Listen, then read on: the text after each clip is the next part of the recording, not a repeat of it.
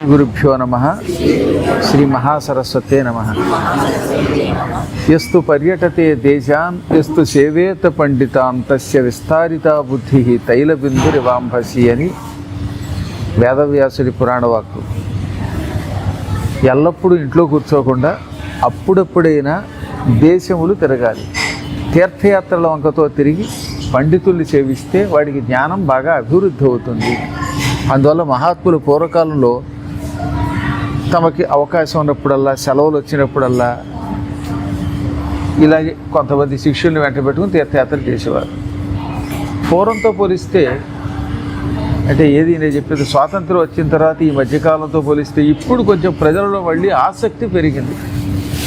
మన సంప్రదాయాన్ని, మన ధర్మాన్ని నిలబెట్టాలి, ఇక్కడున్న తీర్థయాత్రలు చూడాలనే కోరిక పెరిగింది. అందువల్ల ఇదివరకటి కంటే ఇప్పుడు కొంచెం మాతో పాటు వస్తున్న భక్తులు పెరిగారు.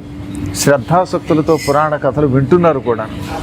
అందులో ఇప్పుడు వచ్చిన ఈ దేశాన్ని అత్యంత ప్రాచీన కాలంలో కాంభోజ దేశము అన్నారు. రామాయణంలో, భారతంలో, ఇంకా పురాణాల్లో మొదలైన అన్ని చోట్ల కూడా ఈ కాంభోజ శబ్దం ఉన్నది. మహాభారతంలో కాంభోజ దేశంలో ఉన్నటువంటి గుర్రాలను రాజసూయాగానికి కానుకలుగా ఇచ్చారు.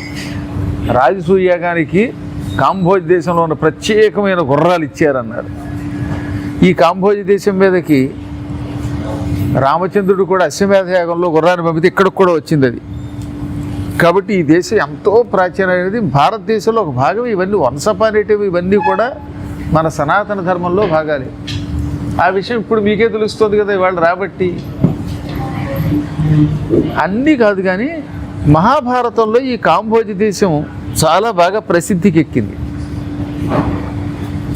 సరే, పాండవులు రాజసూయాగానికి వెళ్ళినప్పుడు 4 దిక్కులు జయించినప్పుడు కాంభోజ దేశాన్ని జయించారు, వాళ్ళు కానుకలు ఇచ్చారు. మహాభారత యుద్ధంలో కౌరవుల సైన్యం 11 అక్షౌహిణీలు, పాండవుల సైన్యం కేవలం 7 అక్షౌహిణీలు. అందులో ఈ కాంభోజ దేశపురాజు సుదక్షిణుడు, ఆయన పేరేమిటి, సుదక్షిణుడు అనేవాడు ఈ కౌరవుల తరఫున యుద్ధంలో పాల్గొన్నాడు. చాలా భయంకర యుద్ధం చేశాడు వాడు కూడా. ద్రోణ పర్వంలో అశ్వత్థామ చచ్చిపోయిన మరునాటి యుద్ధంలో అర్జునుడి చేతిలో పోయాడు ఆయన. పద్మవ్యూహంలో అభిమన్యుడు పోవడం వల్ల అర్జునుడికి చాలా కోపం వచ్చింది కదా. రేపు సూర్యుడు అస్తమించేలోపు సైంధవుడి శిరస్సు నరుగుతాను, అలా నరకపోతే గాంధీవంతో పాటుగా అగ్నిలో ప్రవేశిస్తాను అన్నాడు. ఆ మాట నిలబెట్టుకోవడం చాలా కష్టం. శ్రీకృష్ణ పరమాత్మని దివ్యానుగ్రహం ఉంది, ఆయన యుద్ధంలోకి అడుగుపెట్టాడు. ఆ యుద్ధంలో అర్జునుడిని ఎదుర్కొని ఈ కాంభోజ దేశపురాజు సుదక్షిణుడు చచ్చిపోయాడు. సుదక్షిణుడి తండ్రి మొదటిసారిగా ఇక్కడ ఒక శివాలయం, ఒక విష్ణు ఆలయం కట్టినట్టుగా చరిత్ర ఉంది. ఆ ఆలయం కొంతకాలం అయ్యాక శిథిలమైపోయింది. సుదక్షిణుడి తండ్రికి కృష్ణుడు అంటే చాలా భక్తి. దురదృష్టవశాత్తు వాడి కొడుక్కి కృష్ణుడి మీద కంటే దుర్యోధనుడితో స్నేహం పెరిగింది, కర్ణాదులతో స్నేహం పెరిగింది.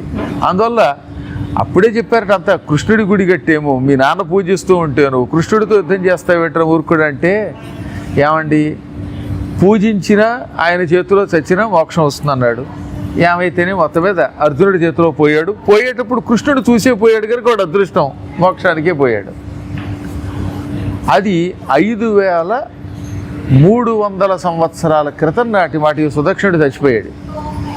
ఆ తర్వాత శ్రీకృష్ణ పరమాత్మ ఇప్పటికి అవతారం సాధించి 5126 ఏళ్ళు. ఇది 126వ సంవత్సరం. పంచాంగంలో రాస్తారు కలియుగాబ్ది అని. కలియుగం ఆరంభమై 5126వ సంవత్సరం. అంటే కృష్ణుడు అవతారం సాధించడం, కలిపురుషుడు అడుగుపెట్టడం రెండు ఒకేసారి జరిగాయి. ఈ మధ్యకాలంలో ఈ ఆలయాలన్నీ చాలాసార్లు మధ్యలో శిథిలం అయిపోయాయి. ఆ తర్వాత ఇందాక వాళ్ళు చెప్పారు కదా, రాజవర్మ, జయవర్మ అన్నయ్య ఆయన మళ్ళీ ఇప్పుడున్నటువంటి ఆలయాలు కొంత పునర్నిర్మాణం చేసాడమే. ఆయనకు అట్లా పునర్నిర్మాణం జరిగాయి. మంచి వైభవం అందుకుని ఇటు విష్ణు ఆలయం, ఇందాక మీరు మధ్యాహ్నం రెండోసారి వెళ్ళిన శివాలయం, ఈ ఆలయాలన్నీ అభివృద్ధి పొందాయి. ఈ ప్రపంచంలో అన్ని మతాలు ఒకటే అన్నవాడు పరమ దుర్మార్గుడు, పాపాత్ముడు నా దృష్టిలో. ఈ మధ్యలో ఫలానా ఆయనండి కులమతాలకు అతీతుడు అనడం అంటే భ్రమ. ఎందుకంటే నువ్వు ఎంత జాగ్రత్తగా చూసినా తురకాడే, వాడికి మతం అంటే పిచ్చ. ఇప్పటికీ అప్పటికీ ప్రపంచంలో విధ్వంసాలకు మూలకారకులు వారే. ఆనాడు వాళ్ళు థాయిలాండ్ మీదుగా చంపా అనేవారు ఆ ప్రాంతాన్ని. ఆ ప్రాంతం మీదుగా ముస్లింలు వచ్చి ఆలయాలను విధ్వంసం చేసి పారేశారు. ఆ విగ్రహాలన్నీ పగలగొట్టింది వాళ్ళే. సర్వనాశనం అయిపోయింది. అయినా ఇక్కడ ఉన్న వాళ్ళలో బౌద్ధులు ఉన్నారు కనుక ఈ ఆలయాలను కొంతకాలం పాటు వాళ్ళు బౌద్ధ ఆలయాలుగా కూడా మార్చుకున్నారు కనుక సర్వనాశనం అవుతున్న స్థితిలో కొంత కాపాడారు. భారత ప్రభుత్వం ఇప్పుడు నరేంద్ర మోడీ గారు వచ్చాక వీళ్ళకి సహకరించి ఆలయాలు పునర్నిర్మాణం చేయించి మళ్ళీ దీన్ని నిలబెడుతున్నది. అందుకే మనం నరేంద్ర మోడీ గారికి ఎన్నిసార్లు కృతజ్ఞత చెప్పుకున్నా ఆయన రుణం మనం తీర్చుకోవాలి. మీరు మధ్యాహ్నం వెళ్ళినప్పుడు చూశారుగా, ఇండియా కాంబోడియా గవర్నమెంట్ కంబైన్ చేస్తుందని. ఎందుకు చెప్తానంటే ఎంత పవిత్రమైన ఆలయాలు అవి. అందులో పొద్దున మొట్టమొదట మనం వెళ్ళిందని వట అంకురము అన్నారు.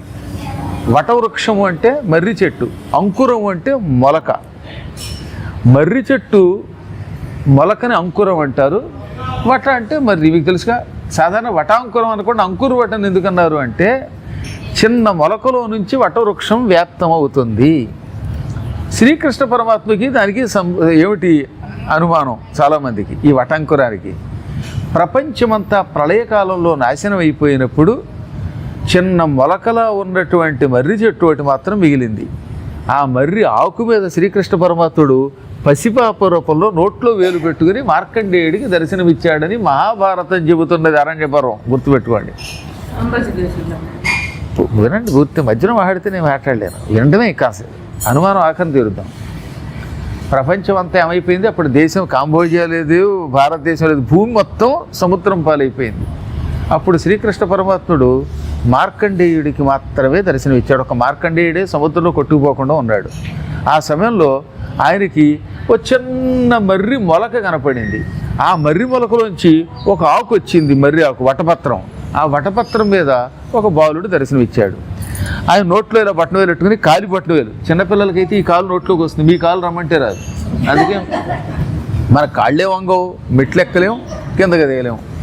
హాయ్ బాబాయ్, గురువు గారు పైకి కిందకి ఎలా దిగిపోతున్నారో దూకుతున్నారో అని ఆయనకి చప్పట్లు కొట్టడమే. కానీ ఆయనకంటే మా అయితే మీకేముంది, నాకు 60, మీకు 100, 30 ఏళ్ళ తేడాలో మీరు ముసలాళ్ళు అయిపోలే. కారణం ఏమిటంటే చిన్నప్పటి నుంచి శరీరాన్ని యోగాభ్యాసంతో చురుకుగా ఉంచుకోకపోవటమే. అందువల్ల ఇప్పుడు ఇందులో ఉన్న వాళ్ళలో ఆ పైకి ఎక్కి దిగిన వాళ్ళు కొద్దిమందే కనపడుతున్నారు. 90% ఆ పై దాకా ఎక్కి దిగలేకపోయారు, అవునా? అందువల్ల చిన్నప్పుడు ఈ బొటన వేలు నోట్లో పెట్టుకోగలిగాడు ఆయన. అది చూశానికి అనుమానం వచ్చింది, ఈ ప్రపంచం నాశనం అయిపోతే నేను ఒక్కడిని అంటే ఏదో శివానుగ్రహంతో బతికాను, ఈయనెవర్రా, ఈ కుర్రాడు ఎవడరా అనుకున్నాడు. ఇంతలో ఆ కుర్రాడు నోరు తెరిచాట, నోట్లో గడిపేడినాక ఆ నోట్లో ఈ నాశనం అయిపోయిన ప్రళయకాలంలో ఉన్న లోకాలన్నీ మళ్ళీ కనబడ్డాయి. అలా తిరుగుతున్నప్పుడు ఒక ప్రాంతం ఆయనకి నచ్చింది. అందుకని ఆ తర్వాత శ్రీకృష్ణుడి యొక్క అనుగ్రహం పొందాడు. ఆయన నోట్లోంచి బయటకు వచ్చాడు. ప్రళయం పోయింది, మళ్ళీ భూమి యథాప్రకారంగా ఉద్ధరింపబడింది. ఈ జలాలన్నీ పక్కకి వెళ్ళాయి, భూమి భూమిగా తయారయ్యింది. పునఃసృష్టి వచ్చింది. ఈ పునఃసృష్టి వచ్చినప్పుడు ఒకానొక చోట నాకు ఆకు ప్రాంతంతో ఉన్న పరమాత్మ కనబడ్డాడు. ఆయన కడుపులోకి వెళ్ళాను. ఆ కడుపులో ఒక దేశం నచ్చింది, ఆ దేశంలో ఒక ఆలయం కట్టండి అన్నాడు. ఆయనకు నచ్చిన ఆ దేశమే, ఆ కడుపులో చూసిన దేశమే కాంబోజ దేశం. అందువల్ల కాంబోజ దేశం ఆయన శ్రీకృష్ణుడి కడుపులో చూశాడు. ఇప్పుడు అర్థమైందా మీకు విషయం? ప్రపంచం అంతా ప్రళయం వచ్చింది, ఏమీ లేదు, నీరు తప్ప. ఆ నీరు సమయంలో ఒక మర్యాకు మీద కృష్ణుడి దర్శనమైంది. ఆయన కృష్ణుడు నోట్లో ప్రవేశించగలిగాడు. నోట్లో ఈ భూమి వంటి లోకాలు చూశాడు. ఆ లోకాల్లో ఒక దేశం బాగా నచ్చింది.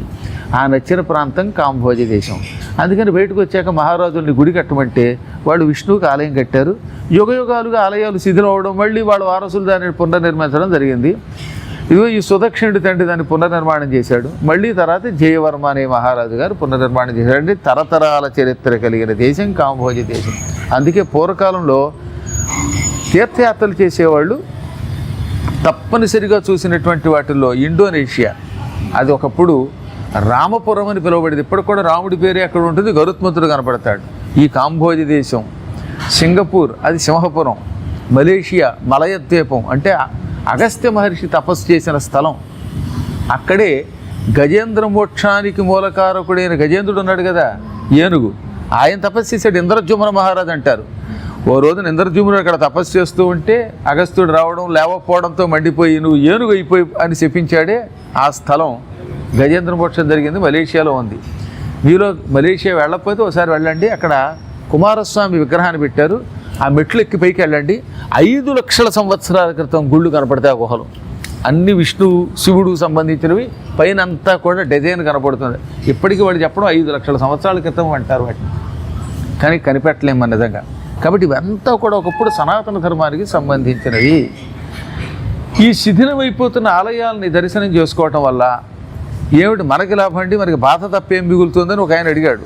గుళ్ళు పగిలిపోయాయని. ఆలయం పగిలిపోయిన స్థలము యొక్క పవిత్రత ఎక్కడికి పోదు. మనకు కావలసింది ఏమిటి? స్థలం. మనం చూడవలసింది స్థలాన్ని తప్ప ఆలయం దేవుడి దేవుల మడి పునరుద్ధరింపబడుతుంది. అందులో మనందరూ అడుగుపెట్టాక, నేను అడుగుపెట్టాక ఎక్కడికి వెళ్ళినా ఆలయాలు, శిథిలమైన ఆలయాలు పునరుద్ధరింపబడడం ఒక ధర్మం అయిపోయింది. నేను చాలా చోట్ల చూశాను, ఎక్కడైనా శిథిలమైపోయిన ఆలయాలకు వెళ్ళి దేవుడా భగవంతుడా ఏమిటి ఆలయ స్థితి అంటే 10 ఏళ్ళు తిరగకుండా అక్కడ మళ్ళీ కొత్త ఆలయాలు నిర్మాణం అయ్యాయి. భగవంతుడు అలా అనుగ్రహిస్తాడు మనల్ని. అంటే మీ అందరికీ ఆర్తి ఉంది కదా, ఆర్తితో మనం ప్రార్థిస్తే అయినా ఆలయం రాకుండా చేస్తాడా? కాబట్టి ఏ వంకతో అయినా అప్పుడప్పుడులాగా మన పురాణములలో చెప్పబడిన ఆలయాలని వాటిని చూసి తీరాలి, చూసి వాటిని బాగుపడాలని కోరుకోవాలి. మనకి తీర్థయాత్ర ప్రభావం గురించి మహాభారతంలో చెప్పారు. అరణ్య పర్వంలో తీర్థయాత్రలు పాండవులు చేశారు. కాశీఖండంలో, పద్మపురాణంలో, ఎక్కడికి వెళ్ళండి, ఏ పురాణంలో అడుగు పెట్టండి, అందులో తీర్థయాత్రలు చెయ్యాలి అన్నారు. తీర్థయాత్రలు తిరిగితే లాభం ఏమిటి? దేశములు తిరగడం వల్ల, అక్కడున్న మహాత్ముల్ని సేవించడం వల్ల మన కర్మయోగములు కొన్ని తొలగిపోతాయి. అందులో సంచితము, ఆగామి పూర్తిగా తొలగిపోతాయి. ప్రస్తుతం అనుభవిస్తున్న ప్రారంధ కర్మ తీవ్రమైన బాధ కలిగించకుండా కొంత బాధతో వదిలేస్తుంది అన్నారు. జ్ఞానము పెరుగుతుంది. ఇదంతా భగవంతుని యొక్క సృష్టి కదా. భూమి ఒక మాత, ఆ మాతలో ఒక్కొక్క ప్రాంతానికి ఒక్కొక్క శక్తి ఉన్నది. అందులో కాంబోజి దేశాన్ని దర్శించడం వల్ల మనకేమిటి లాభం అంటే, ఒకటి సుఖ సంతానం, మంచి సత్సంతానం కలుగుతుంది. రెండోది దారిద్ర్యం తొలగుతుంది అని వేదవ్యాసుల వారు పద్మపురాణంలో చెప్పారు. ఒక్కొక్క దేశానికి ఒక్కొక్క శక్తి ఉంటూ ఉంటుంది. ఆ ప్రాంతంలో మహాత్ములు తపస్సు చేశారు. ఈ కాంబోజి దేశంలో విశ్వామిత్ర మహర్షి కొంతకాలం తపస్సు చేశాడు. ఆయన తపస్సు చేసిన స్థలాన్ని వాడు మనం గుర్తించలేం, కానీ అక్కడ శివలింగం ప్రతిష్ఠింపబడుతుందని, ఆ శివలింగం కలియుగంలో ధ్వంసం అవుతుందని పెద్దలు చెప్పడం బట్టి ఇవాళ రెండోసారి మీరు వెళ్ళినప్పుడు శివలింగం విరిగిపోయింది, పానవట్టాలు కనబడ్డాయి. ఆ ప్రాంతంలో కొంతకాలం విశ్వామిత్రుడు తిరిగాడని మనకు అర్థమవుతుంది. కాబట్టి విశ్వామిత్రుడు అంతటి వాడు అడుగుపెట్టిన స్థలంలోకి మనం అడుగుపెట్టాం. అందువల్ల ఒకడు ఆయన అడిగాడు, ఒక్కొక్క చోట గుడి పూర్తిగా కూలిపోయి ఉంటుంది కదండి, కేవలం ఆ స్థలంలోకి అడుగుపెట్టినా ఆ గుడిని చూసినా దర్శనం చేసిన ఫలితం వస్తుందానని. కేవలం స్థలమే గొప్పది. నైమిషారణ్యము, చంపారణ్యము,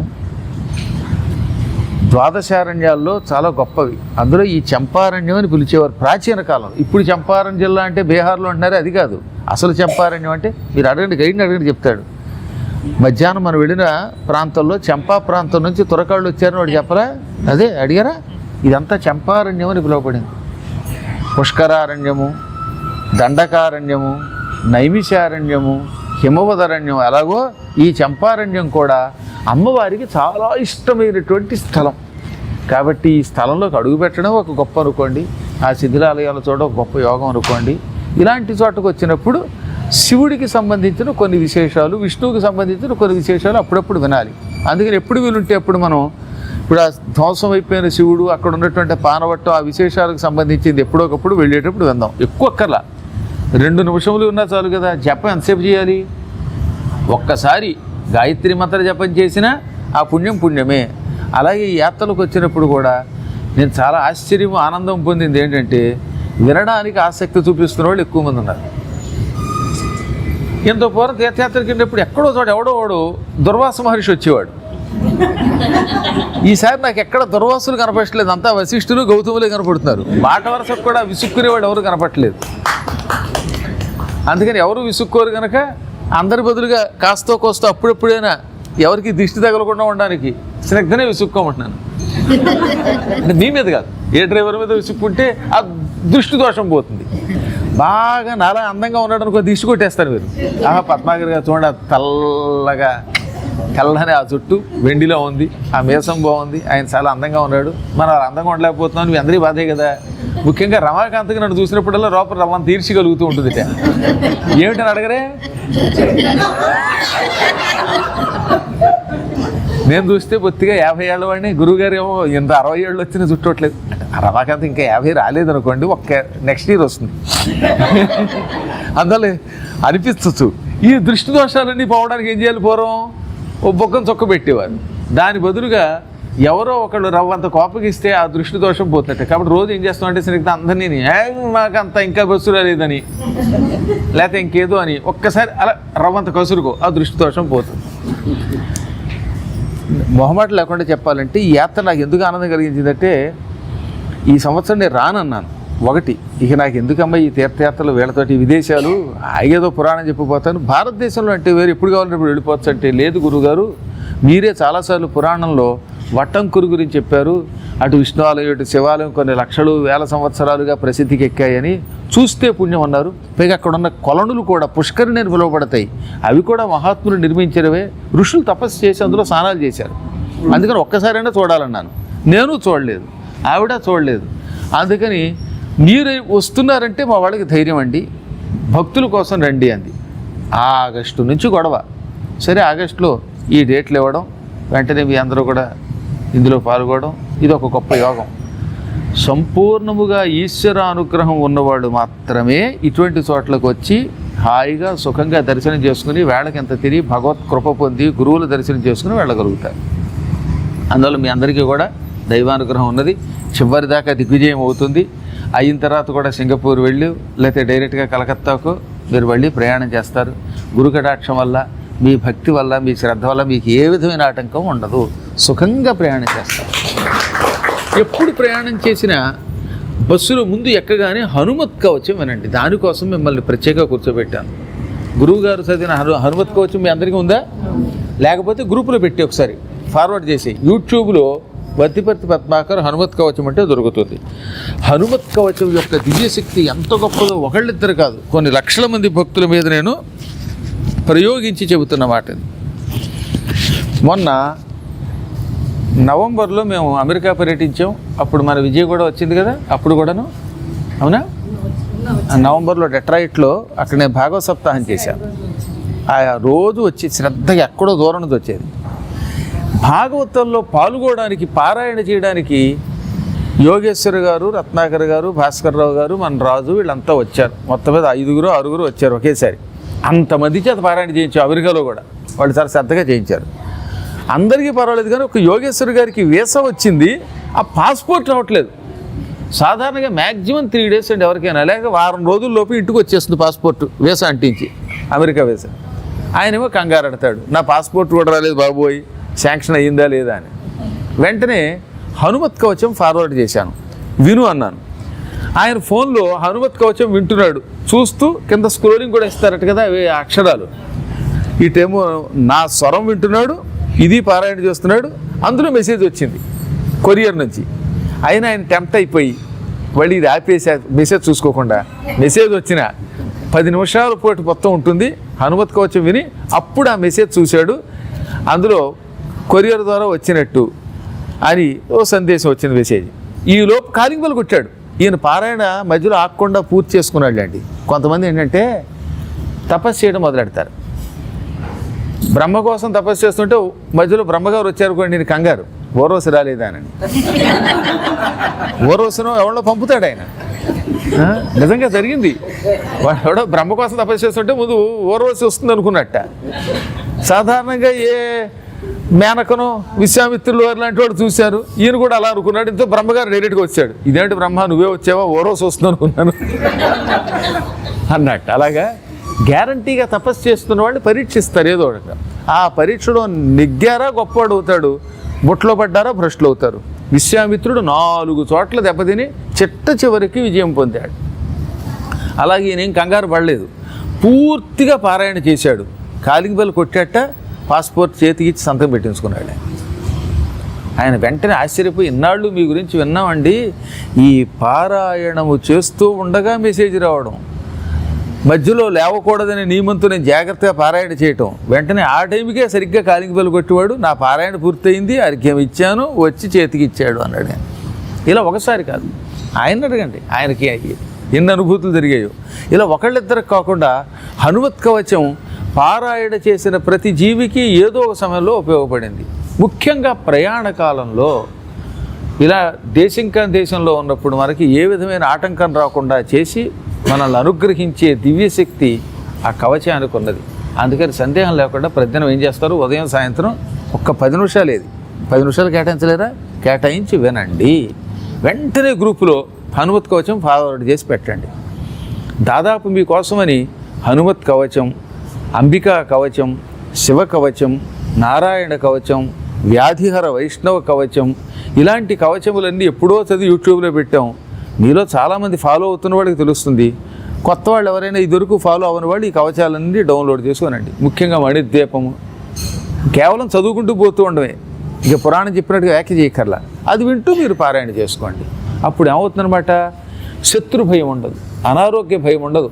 మనం రావడమే కాదు, చివరిదాకా ఆరోగ్యం కూడా వెళ్ళొద్దు. ఇప్పుడు గుప్తేశ్వర్ గారి భర్తకి సడన్గా జ్వరం వచ్చింది, అది మన చేతిలో లేదు.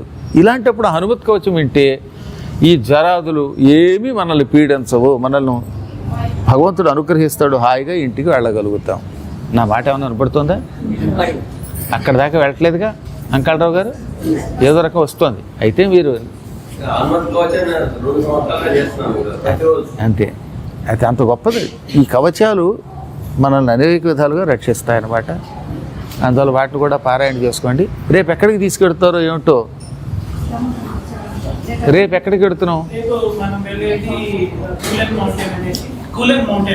కూలెన్. అబ్బో, మరి చెప్పరే.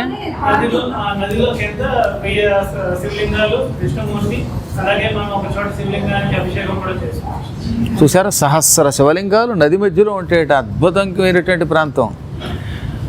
సర్వకాల సర్వావస్థలలో మనల్ని తనలో నిలుపుకొని రక్షించే పరమాత్ముడు ఈశ్వరుడు. అంటే అసలు లింగం అనే శబ్దం ఒక లక్షణం అని కూడా ఒక అర్థం. మానవులకి శుభలక్షణాలు ఇచ్చి దుర్లక్షణములు తొలగిస్తాడు ఆయన. లింగమునకు ఆకారం ఉందా అంటే ఉంది, లేదా అంటే లేదు. అందుకే సగుణము నిర్గుణము రెండింటికి మధ్య మార్గాన్ని లింగము అన్నారు. చాలా ప్రాచీన కాలంలో మహాభారత యుద్ధంలో ఒక అద్భుతమైన ఘట్టాన్ని వ్యాసుడు మనకు అందించాడు.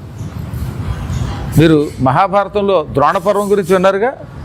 ద్రోణుడు 5 రోజులు సేనాధిపతిగా ఉన్నాడు. పేరుకి 5 రోజులు, కానీ 4వ రోజు మధ్యాహ్నం పోయాడు ఆయన. సాయంత్రం అంతా ఇంకా ద్రోణుడు లేకపోయినా అశ్వత్థామ మొదలైన వాళ్ళు యుద్ధం చేశారు. 3 రోజులు యుద్ధం అద్భుతంగా జరిగింది. 4వ రోజు పగలు రాత్రి జరిగింది. 5వ రోజు ఉదయం ద్రోణుడు దృష్టజ్యుమ్నుడి వల్ల తల తెగ్గొట్టబడి చచ్చిపోయాడు. దాంతో అశ్వత్థామకి ఆగ్రహం కలిగింది. మా నాన్న తల నరికినటువంటి దృష్టజ్యుమ్నుడితో పాటు పాండవుని నాశనం చేస్తాను, అపాండవం కరోమి అని నారాయణాస్త్రం వేశాడు ఏకంగా. ఈ నారాయణాస్త్రం పాండవ సైన్యంలో అక్షౌహిణి సైన్యాన్ని చంపేసింది. అందరూ భయపడిపోతూ ఉంటే అర్జునుడేమో గురువుగారు చచ్చిపోయారు అని ఏడుస్తూ కూర్చున్నాడు. కృష్ణుడు మాట్లాడలేదు. దాంతో ధర్మరాజుకి ఆగ్రహం కలిగింది. ఓ పక్కన దుర్మార్గుడు అస్త్రం వేసి మన వాళ్ళని కాల్చి చంపేస్తూ ఉంటే కిక్కురు మనకుండా కృష్ణుడు అర్జునుడు మౌనంగా ఉన్నారు. ఈ యుద్ధానికి నేను రమ్మంటే మీరు వచ్చారు కాబట్టి అస్త్రానికి నేను బలైపోతాను, మీరంతా ఇళ్ళకిపోండి అని అస్త్రం కేసి ఎదురుగుండా పెడుతూ అంటే అప్పుడు కృష్ణుడు లేచారు. కృష్ణుడు లేచి నిలబడి, అర్జునుడు గురువుగారు చచ్చిపోయిన బాధలో ఉన్నాడు, అందుకే మాట్లాడట్లేదు. నేను ఒక సులభమైన ఉపాయం చెబుతాను. నారాయణాస్త్రము రథంలోంచి కిందకి నిలబడిన వాణ్ణి, నమస్కరించిన వాణ్ణి, వెన్ను చూపించిన వాణ్ణి, పారిపోతున్న వాళ్ళని చంపదు. నారాయణాస్త్రానికి విరుగుడు నారాయణాస్త్రమే. అర్జునుడు ఇప్పుడు వేసే స్థితిలో లేడు కాబట్టి మీరు దండం పెట్టేస్తే బతికిపోతారు అనగా అందరూ రథంలోంచి కిందకి దిగారు. ఆ అస్త్రానికి నమస్కరించారు. నమస్కరించిన వాళ్ళు ఎవరిని ఏం చేయలేదు. అది కానీ భీముడు అన్నట్టుగా తెక్కొచ్చేసింది. శత్రువు అస్త్రం వేస్తే మనం దండం పెట్టడమా? నారాయణుడికి దండం పెడతాం కానీ శత్రువు యొక్క అస్త్రానికి నమస్కరించను. నేను నా గత్తో దాన్ని పటాపటా పగల కొడతాను. ఆయన గదొచ్చుకుని దాని మీదకి దిగబోయాడు. ఆ అస్త్రం వచ్చి ఆయన రథాన్ని తగలబెట్టింది. దాంతో అర్జునుడు ముందు వారుణాస్త్రం వేసి కాలిపోకుండా కాపాడి వెంటనే బలాత్కారంగా దింపేశాడు అతన్ని. నేను దిగనంటాడు ఆయన. మొండు నేను ఏమైనా చచ్చినా పర్వాలేదు కానీ శత్రువుకి దండం పెట్టనంటే, ఒరే నాయన అస్త్రం చాలా గొప్పది, దానికి ప్రతీకారం ఇంకో అస్త్రమే వేయటమే నారాయణాస్త్రమే, అందుకే మేము అందరం నమస్కరించాం అని కృష్ణుడు అర్జునుడు చెరో చెయ్యి పుచ్చుకుని ఈడ్చేశారు కిందకి. ఈడ్చారు. దాంతో అస్త్రం తనంతానే నాశనం అయిపోయింది, అదృశ్యం అయిపోయింది. దాంతో మళ్ళీపోయి ఈసారి ఆగ్నేయాస్త్రం వేశాడు. ఈ ఆగ్నేయాస్త్రాన్ని అర్జునుడు బ్రహ్మాస్త్రంతో క్షీణం చేశాడు. అప్పుడు వాడికి బాధ కలిగింది. ఇన్ని అస్త్రములు వేస్తున్నా పాండవుల్ని చంపలేకపోతున్నాను, ఇంకెందుకు నా గొప్పతనం, ఎందుకు నా ధనుర్విద్య, మా నాన్నగారి కుమారుణ్ణి అయ్యుండి ద్రోణుడి పుత్రుణ్ణి అయ్యుండి కూడా పాండవుల్ని ఏమీ చేయలేకపోయాక యుద్ధం చేయడం ఎందుకని ధనుస్సు కింద పారేసి యుద్ధరంగంలోంచి నడిచి వెళ్ళిపోవడం మొదలెట్టాడు. అప్పుడు ఆయనకి వ్యాసుడు ప్రత్యక్షమయ్యాడు. ఎర్రని జటాజూటాలతో నల్లని కృష్ణవర్ణ శరీరంతో మహా తేజస్సుతో వ్యాసుడు ప్రత్యక్షం కాగానే వెంటనే అశ్వత్థామ వినయంగా నమస్కరించి, మహాత్మా, నా అస్త్రాలు శక్తివంతమైనవి, కానీ మనుష్యులైన కృష్ణార్జునుల్ని నా నారాయణాస్త్రం ఆగ్నేయాస్త్రం దగ్ధం చేయలేకపోతోంది, ఎందువల్ల నేను పాండవుల్ని జయించలేకపోతున్నాను, ముఖ్యంగా కృష్ణార్జునుల్ని ఎందుకు జయించలేకపోతున్నాను అనగానే అప్పుడు ఆయన నవ్వి, ఇప్పుడు మీ పూర్వజన్మ రహస్యం చెబుతున్నాను విను. కృతయుగంలో ఒకానొకప్పుడు బదరీలో శ్రీ మహావిష్ణువు తన శరీరమును రెండుగా విభజించుకున్నాడు. విష్ణువు యొక్క ఆ శరీరం రెండుగా విడిపోయింది. ఒకటి నరుడు, మరొకటి నారాయణుడు. వాళ్ళని నరనారాయణులు అంటారు. వాళ్ళిద్దరూ బదరీలో, ఇప్పుడు మీరు వెళ్ళారుగా బదరీని, అక్కడ ఇసుకతో మట్టిని కలిపి ఒక శివలింగం తయారు చేసి పూజించారు. శుభ్రమగు ఉర్వి మృత్తిక సురుచిరంపు మట్టితో తయారు చేసిన ఒక లింగాన్ని వాళ్ళు పూజించారు. అప్పుడు నువ్వు ఒక మునివి, అప్పుడు నీ పేరు అశ్వత్థామ కాదు, నువ్వు మునీశ్వరుడివి. నువ్వు వాళ్ళకి పోటీగా వాళ్ళకంటే గొప్పవాడు అవ్వాలని వాళ్ళ ఆశ్రమానికి ఎదురుగుండా ఇంకో ఆశ్రమం పెట్టుకున్నావు. ఎప్పుడు రెండు పార్టీలు ఉండాల్సిందే. వాళ్ళేమో శివలింగాన్ని చేసి పూజిస్తే నువ్వు శివుడి విగ్రహాన్ని తయారు చేసి పూజించావు. ఆ పూజకు మెచ్చుకున్నాడు శివుడు. నాయన, నువ్వు భవిష్యత్తులో అశ్వత్థామ అనే పేరుతో పుడతావు, కలియుగాంత వరకు చిరజీవిగా ఉంటావు, నిన్నెవరు యుద్ధంలో చంపలేరు. కానీ మట్టితో నన్ను పూజించటం వల్ల, విగ్రహాన్ని పూజించటం వల్ల, లింగాన్ని పూజించకపోవడం వల్ల వచ్చే జన్మ దాకా నువ్వు మళ్ళీ ఎదురు చూడవలసిందే. అంటే అశ్వత్థామగా పుట్టినప్పటికీ మోక్షం పొందలేవు. ఆ తర్వాత జన్మలో నువ్వు సప్త ఋషుల్లో ఒకడు అవుతావు. ఆ జన్మలో కొన్ని పురాణాలు రాస్తావు. అనంతరం నువ్వు ముక్తి పొందుతావు. నీకు ముక్తి పొందడానికి 3 జన్మలు పడుతుంది. నీకు కొన్ని శక్తులు ఇస్తున్నాను అన్నాడంతే. ఆ తర్వాత శివుడు వీళ్ళ దగ్గరికి వెళ్ళాడు, నరనారాయణుల దగ్గరికి. వారలు లింగాధిష్టానారూఢులుగా నొనర్చి అర్చిల్చిరి భవ్యారాధన తత్పరమతులై గౌరీపతి నతుల నియమ కల్పన వెలయన్. వాళ్ళు నరనారాయణులు గౌరీపతిని లింగ రూపంలో అద్భుతంగా అర్చన చేశారు, పూజించారు, అభిషేకించారు. అప్పుడు ఆ పూజకి మెచ్చుకొని శివుడు వాళ్ళకి ప్రత్యక్షమై, నాయన, విగ్రహం కంటే లింగారాధన చేసిన వాడు 1,00,000 రెట్లు ఎక్కువ ఫలితం పొందుతాడు. శివుడికి లింగారాధన ముఖ్యం, విగ్రహారాధన కాదు. మీరు నన్ను లింగ రూపంలో అర్చించారు కనుక మీరు భవిష్యత్తులో యుద్ధంలో నన్ను కూడా జయించేంత గొప్పవాళ్ళు అవుతారు. యుద్ధం మీకు మాకు జరిగితే మీరు నన్ను జయించగలుగుతారు. మీరు అవతారాలు ఎత్తండి, అనేక అవతారాలు ఎత్తండి. ముఖ్యంగా ఈ నారాయణుడు అనేక అవతారాలు ఎత్తి దుష్ట శిక్షణ శిష్ట రక్షణ చేస్తాడు. మీరిద్దరూ అర్జునుడు కృష్ణుడు అనే పేరుతో నరుడు నారాయణుడు పుడతారు. దుష్ట శిక్షణ చేయుదురుగాక. మీరు నన్ను మించిన వాళ్ళు అవుతారు. మీకు ఎక్కువ గుడులు ఉంటాయి, గోపురాలు ఉంటాయి. యుద్ధం జరిగితే మీరు నన్ను ఓడించగలరు. ఆ వరం ఇస్తున్నాను అన్నాడే. ఇదంతా వ్యాసుడు భారతంలో చెప్పాడు. అక్కడ ఎక్కడ చెబితే మనం నమ్మ. మహాభారతంలో నన్ను కూడా జయించే శక్తి ఇచ్చాను అన్నాడు. కాబట్టి ఎప్పటికప్పుడు కృష్ణార్జునులు ఆయనతో యుద్ధం చేసినా ఆయన కావాలని వాళ్ళ చేతిలో ఓడిపోతాడు. అందుకే అర్జునుడు పాశుపతాస్త్రానికి వెళ్ళినప్పుడు ఆయనతో యుద్ధం చెయ్యగలిగాడు. నాయన అశ్వత్థామ, ఇప్పుడు అర్థమైందా? మీ పూర్వజన్మలో చేసిన తపఫలితం వల్ల వాళ్ళు గొప్పవాళ్ళు అయ్యారు. నువ్వు వాళ్ళని మించలేకపోతున్నావు. పైగా కృష్ణుడు ఆయన పరమాత్మ విష్ణువే. ఆయనతో యుద్ధం ఎవడు చేయగలుగుతాడు? కాబట్టి వాళ్ళ చేతులు ఓడిపోయానని బాధపడకు. పరమాత్మునికి లింగ రూపంతో అర్చన చేసినటువంటి వాడు ఈ జన్మలో కానీ రాబోయే జన్మలో కానీ ముక్తి గ్యారంటీగా పొందుతాడు అని భారతంలో చెప్పారు. సరే, తర్వాత కదా మీకు తెలుసు, పరమాత్ముడు అందువల్లే అశ్వత్థామని జయించడం. అశ్వత్థామ మళ్ళీ నెక్స్ట్ వ్యాసుడై పుడతాడు. వ్యాసుడై పుట్టాక అప్పుడు పురాణాలు రాస్తాడు. రాసిన తర్వాత అప్పుడు ఆయన మోక్షం పొందుతాడు. అటువంటిది 1000 లింగములతో కూడిన ప్రాంతమునకు రేపు మనం వెళ్ళగలుగుతున్నాం. ఏకాదశి పూర్తయి ద్వాదశి ఘడియల్లో ఏదో ఒకటి పారణ చేసుకుని అక్కడికి వెళ్ళాక లింగాన్ని ముట్టుకోండి. ముట్టుకోగలిగితే ఓ నమస్కారం చెయ్యండి. రేపైనా అందరం కలిసి వెళ్ళేలా ఒకేసారి వెళ్ళేలా చూడండి. బ్రహ్మదేవుడి మీద భక్తితో ఏంటంటే క్షీరసాగర పదవి ఇవన్నీ కూడా చేశారు ప్రారంభంలో, ఇప్పుడు కాదు. అదే పరంపర కొనసాగిస్తున్నారు. ఈ కాంబోజీ దేశంలో శనైశ్చరుడి యొక్క ప్రభావం తొలగించుకోవడానికి బ్రహ్మని ప్రార్థించడం ఈ కథ కాంబోజీ కథ ఉందే, అదంతా పురాణ కథేనండి. సౌర పురాణంలో శని గారి యొక్క మహిమ కూడా ఉండేది. అది రేపు అక్కడ మనం కూర్చున్నప్పుడు ఒకసారి గుర్తు చేస్తే నేను చెప్తాను. కాంబోజరాజు గారిని ఒక ఆయన ఉండేవాడు. ఆయన ఒకప్పుడు శివుడిని తిరస్కరించడం వల్ల శనిగారు ఆయన పట్టుకుంటే నానాయాతన పడి చివరికి ఇక్కడికి వచ్చాక శని ప్రభావం తొలగించుకున్నాడు. దానికి ప్రత్యేకంగానే 1000 లింగాలు ప్రతిష్ఠించాడు. అందుకే ఇప్పటికి కూడా శనివారం నాడు శివుడికి తైలంతో అభిషేకం చేస్తే, నువ్వుల నూనెతో శివుడికి అభిషేకం చేసి మళ్ళీ శుద్ధ జలంతో అభిషేకం చేస్తే శని ప్రభావం నుంచి బయటపడతాం. ఈ ఆడవాళ్ళు మంత్రోపదేశం తీసుకుంటారు కదా, తీసుకున్నప్పుడు కూర్చొని చేసుకోవడం వీలు ఉండకుండా తిరుపతి చేయవచ్చా అని అడిగారు. మంత్రములు 2 రకాలండి. మీరు ఏ గురువు గారు తిరుగుతుంటే ఆ గురువుగారిని అందుకే మంత్రం కూర్చున్నాడు కూడా అడగాలి. ఈ కొన్ని మంత్రములు తింటున్నా తిరుగుతున్నా సర్వకాల సర్వావస్థలో చేసుకోవచ్చు. మంత్రములు గురువు గారి దగ్గర పొందినప్పుడు ఆయన్నే అడగండి. మీరు ఏ గురువు గారి దగ్గర పొందారు, నా దగ్గర పొందారు అనుకోండి, నేనే చెప్పేస్తాను. చండీ మంత్రం ఉందనుకోండి, అది కూర్చుని స్థిమితంగా పవిత్రంగా చేయాలి. కింద కూర్చోలేకపోయినా మంచం మీద కాకుండా ఇలా కుర్చీలో ఎక్కడైనా గుర్తు చేయొచ్చు.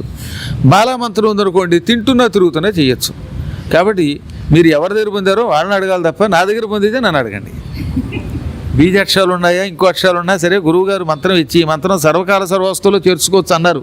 అవునా? నేను కొంతమందికి మంత్రాలు ఇచ్చినప్పుడు ఆ మంత్రములు సర్వకాల సర్వావస్థలో చేసుకుంటారు. ఒక్క చండీ మంత్రం ఉందే, నవారణ మంత్రం, అది మాత్రం అలా ఎక్కడ పడితే అక్కడ చేయకూడదు. చక్కగా స్నానం చేసి పవిత్రంగా కూర్చునే చెయ్యాలి.